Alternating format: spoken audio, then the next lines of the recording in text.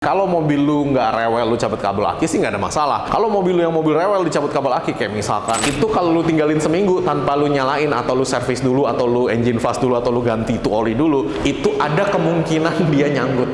Nah, jamur bisanya tumbuh karena udara di dalam kan lembab sekali kan gitu. Nah, lembab dari kelembapan itulah makanya dia tumbuh jamur. Makanya gua tetap saranin cari bengkel mobil yang tepat, ayo ke dokter mobil aja. Jujur, cepat dan juga lengkap, ayo ke dokter mobil aja.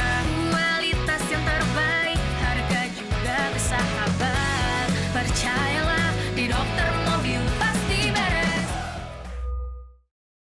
Halo lovers, balik lagi dengan saya Dr. Mobil. Hari ini saya lagi ada di Dr. Mobil Lebak Bulus atau Cirende. Nah, video kali ini akan menjadi tips untuk meninggalkan mobil saat mudik lebaran. Saat mudik lebaran ada yang bawa mobil, ada yang enggak ya kan. Balik lagi sih kalau kejauhan dan kalau lu nggak mau kena macetnya ya mendingan kagak usah bawa mobil ya kan. Kita naik transportasi umum aja kayak kereta, bus, pesawat terbang, kapal, and everything ini kan ada seninya juga ya namanya mudik tiap tahun itu kan.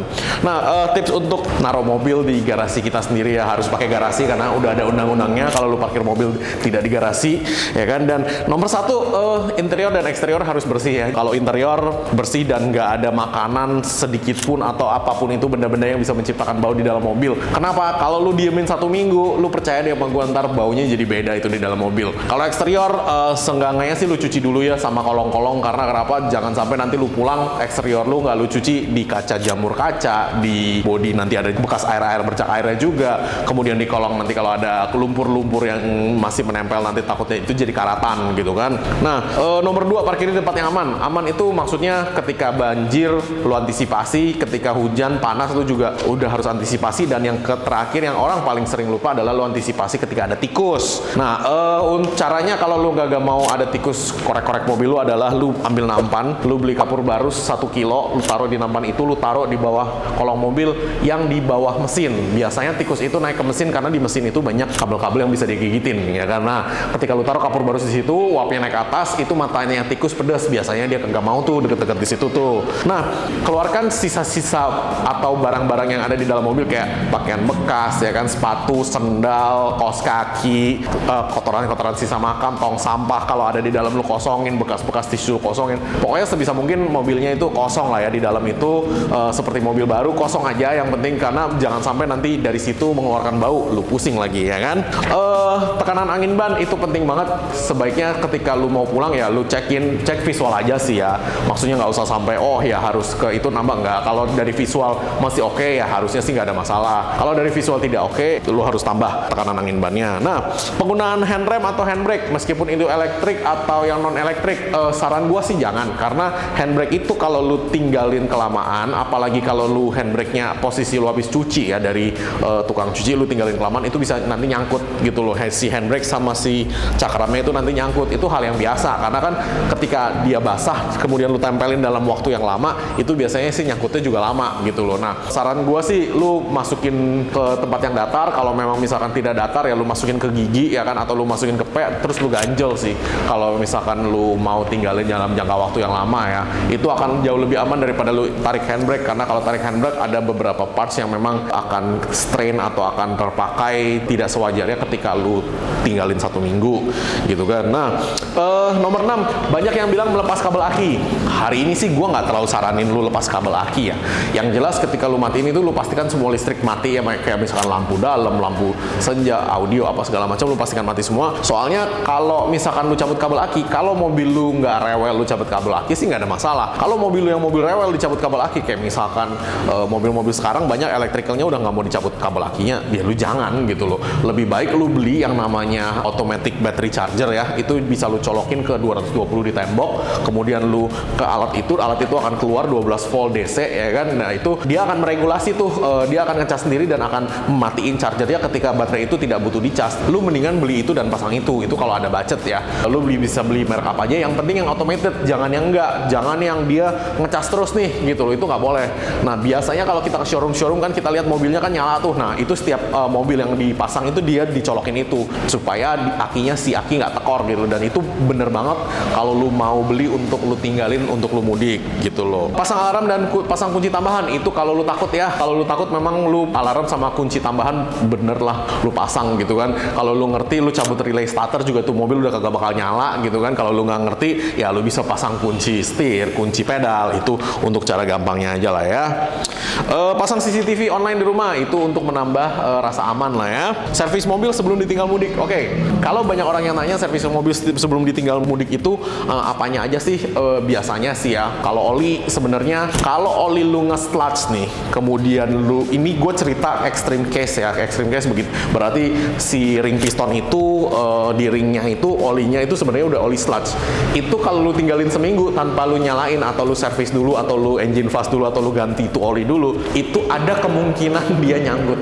Ya ada kemungkinan ya. Gue pernah nemuin beberapa kasus yang emang mobilnya mobil capek dan olinya nge-sludge, kemudian mereka tinggalin 3 hari aja itu bisa nyangkut sih. Karena ketika si sludge oli itu ditinggalin lama, dia kan kering ya. Begitu kering itu dia bisa jadi si piston itu nyangkut tidak mau bergerak lagi gitu loh. Nah ketika dia nyangkut tidak mau bergerak lagi ya otomatis mesin nggak mau nyala. Nanti lu bingung sendiri gitu kan, itu mesin kenapa nggak mau nyala. Makanya ada baiknya sebelum lu tinggalin itu oli-oli lu cek dulu gitu kan. Karena ya si oli mesin itulah kalau tidak normal atau nge-sludge itu yang bisa bikin si piston macet. Tapi kalau oli mesin lu normal bagus, nggak usah lu ganti juga nggak ada masalah, karena balik lagi itu nggak akan mengganggu. Dia hanya bisa macet ketika extreme case oli yang nyampe di ring piston itu nge-sludge gitu loh. Nah yang paling penting sih sebenarnya tangki BBM ya. Lu mau solar, lu mau bensin sama aja, karena Indonesia kelembaban udara itu 60% lebih. Karena kelembaban udara 60% lebih, lu harus isi full itu BBM atau lu kosongin sekalian.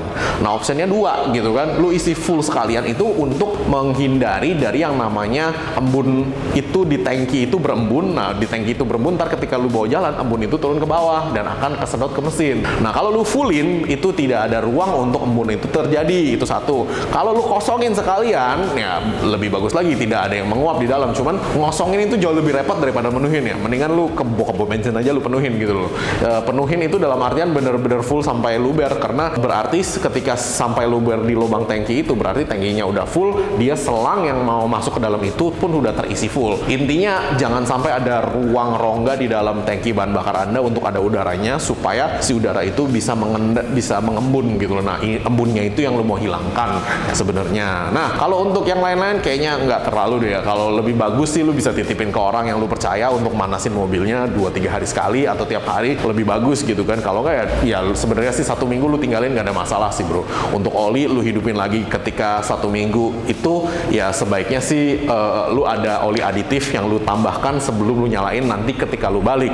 Karena memang ketika 1 minggu itu lu diemin, itu oli turun ke bawah semua. Kemungkinan besar 95% itu olinya terlapisinnya cuma sedikit banget. Jadi lu beli oli aditif apa aja itu lu tuangin dari atas supaya semuanya itu terlumasi dulu. Lu tunggu 5-10 menit udah turun ke bawah olinya, yang bagian-bagian yang terlumasi yang dibutuhkan terlumasi, baru lu nyalain mobilnya. Nah pengalaman saya sendiri untuk ninggalin mobil di rumah ya, dulu pernah ninggalin mobil itu di bawah jalur air ya. Jadi maksudnya jalur air dari si kanopi itu tuh kena pas di kaca depan mobil. Nah ketika lu berpikir oh itu no problem lah ya kan, kaca depan mobil memang didesain untuk kedap air ya kan. Nah ketika dan terjadi hujan dan Anda lagi hoki, hujan itu deras sampai airnya itu masuk ke dalam, kan dia turun ya ke bawah ya, turun ke bawah kan berarti kan ada grillnya itu, terus dia bisa luber ke bagian mesin kan. Nah ketika volume airnya tinggi itu dia luber ke bagian si mesin. Nah ketika dia luber ke bagian si mesin itu semua tuh coil kerendam, box sekring basah, kemudian komponen-komponen lain juga basah, itu potensi problemnya tinggi.